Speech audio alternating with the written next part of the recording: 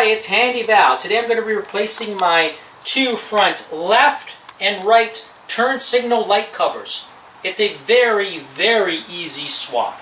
I'll be removing the old ones that are slightly damaged. I've been wanting to do this ever since I got the car. You can see a chip on this one. And then over here you can see some slight cracking.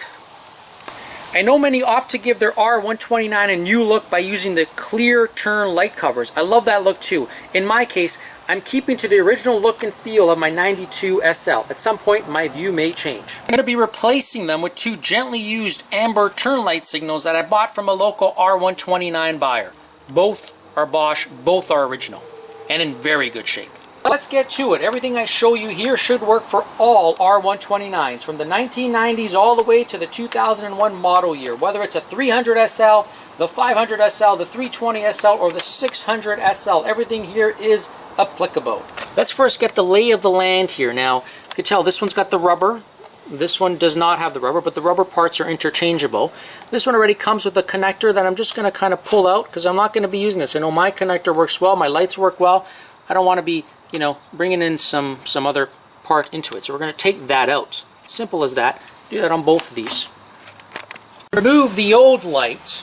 Really bit, it's hard to get to film inside there. All you need to do is kind of get your hand in there and just do this to it, and the whole thing should just pop out. Okay, you get it? So it's in there. You're gonna kind of feel for this. Not even just all you do is get your hand on this one, push it, and the whole thing should just come out. Now on this side, it's obviously going to be, it affords you a lot more space. There's a lot of room to kind of actually get your hand in there and do this motion to it. On this side, it's going to be a little bit more of a tighter fit, but still possible to get your hand in there. And if you can't get your hand in there, you can get some kind of hook or some kind of screwdriver that could do that, and the whole mechanism will just pop out. So I kind of squeezed my hand in there, and it's going to be quite a simple one. I'm just going to feel my way through there, and I'm just going to, and the whole thing just pops out. It's a little bit, and there you go. Just kind of just comes out, and all I'm going to do at this point now, I'm going to remove the connector.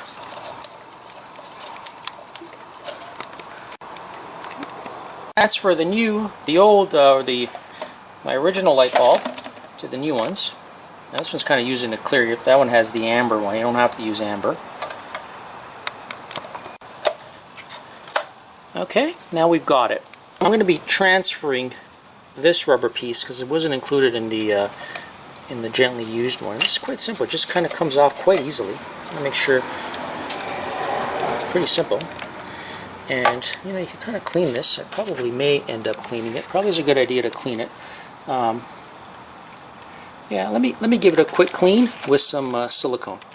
Yeah, so I'm going to do, again, you want to use some type of silicone. Obviously it's got to be silicone because it is rubber, and it will. And I'm just going to quickly do that to it and get it in there as well. Again, you don't want these pieces to kind of come cracking, and then maybe with a towel you kind of just want to give it a little bit of a clean. This will also, you know, certainly lubricate it, certainly keep it kind of soft and make it last a lot longer. Although we did use the water-resistant silicone lubricant, which is really good. I love using this product for any rubber. Super Lube, silicone, lubricating grease. It's got many other uses other than for brakes. And you just kind of really what you want to do is just kind of layer it on. What I'm going to opt to do, even though my lights are working well, I'm going to use some of this contact cleaner that I have around here. It's really for connections and a number of other uses as well that I think could serve that. You're going to want to spray that liberally. You're going to also work to do it in this one here as well. You're just going to kind of spray it in there. And you're going to want to let that dry. Alright, so now that you've waited a bit until this thing kind of dries out, you're going to need to put the connector back in. So it's pretty self-explanatory. Alright, now when you're just going to want to put it in, roughly you want to make sure you kind of get it in there. Everything kind of fits in there, squeezes in there. You got to make sure you got these two connections over here are sliding in. See the little slots over there? Those two are supposed to go right in there. That's all you're really supposed to do. And then once you feel comfortable, when you kind of got it like this, all you got to do now is just push it in. just clamps itself right in, and that's it. As you put it in, sometimes they don't have a perfect snug fit. One thing you can do, obviously these things can be bent. Sometimes you could put a little bit of a kind of a lighter here to heat this area up and then try to bend it. What I like to do is I like to use some of these felt furniture pieces, and all you got to do is kind of put them on the inside. Okay? See that there? Kind of just put it on the inside, and then when you push it in, you'll see that it's a much snugger fit, and it'll fit much nicely around the opening.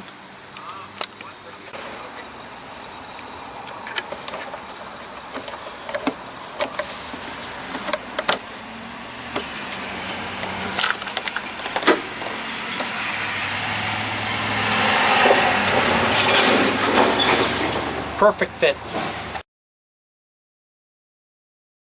And if you're having trouble getting in there, I know some of you may have, depending on the shape of your reservoir and depending on if it's ever been removed and re-put in place, which you can do quite simply. I've already pre-loosened this.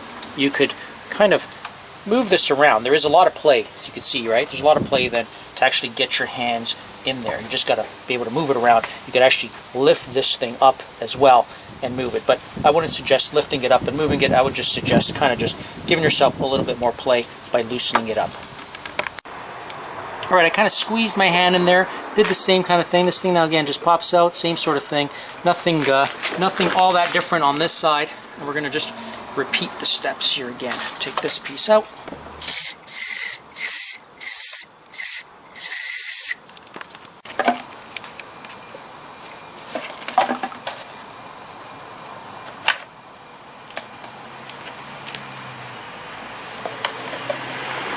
These things are always a little tricky to get into. You think you don't have a right fit, but you know, sooner or later as you spin it around and try to find the slots, it will slip in quite easily.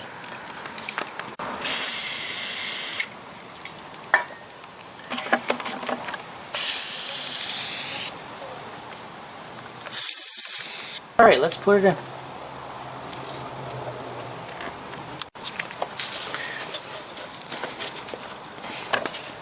Now all you're going to want to do here is just make sure, again, like always, you're going to want to make sure that these two pieces are going to slide in through there. Okay, and then once it's ready, once it's lined up, all you want to do is just push it in. If you like this video, please give me a thumbs up and consider subscribing to my Handy Valve channel, as I will be posting many more R129 videos. And you could also check my channel for other Mercedes R129 videos that have already been posted. Thanks for watching Handy Valve. Bye for now.